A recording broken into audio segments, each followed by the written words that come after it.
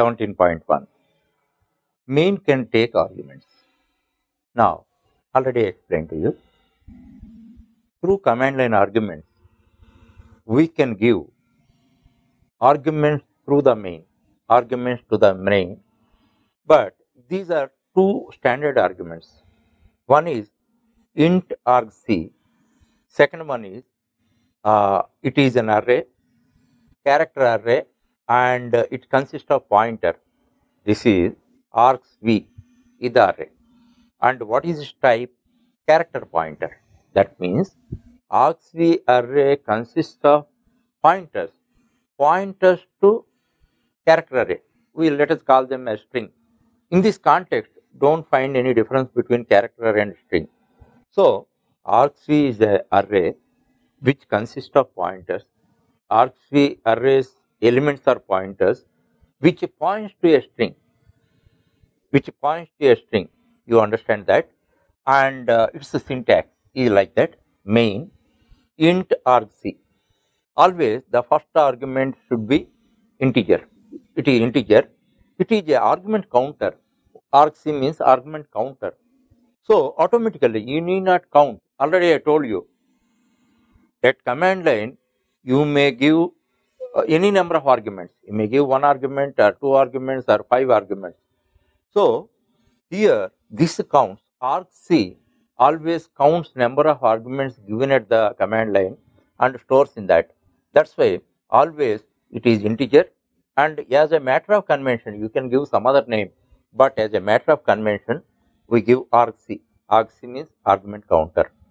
Now here the second one is whatever values, whatever arguments we enter at the command line are stored in array. That are stored in array, that is argv. Its array name is argv, argument values. What is type? Character type pointer. Character type pointer. That means this array consists of 4 elements. 4 elements are pointers. They point to the arguments. Let us suppose we have given 4 arguments. One is args demo, that is the argv demo. This is the program's name, and 3 arguments like cash bill. Then 3 arguments we have given. The name of the item A and 123 items. Each item price is 5 rupees 65 paise. If you enter arguments, now suppose at command line you have given arguments like this: argv demo and A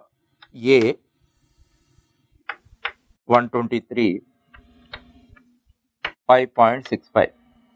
Now here you see it is really a string, and it is a character, it is an integer, it is a floating point. Irrespective of their nature, their data type, everything is converted as a string, and this is a string, all 4 are strings, and this argv array contains pointers. They point to these strings, 4 strings. This is the mechanism.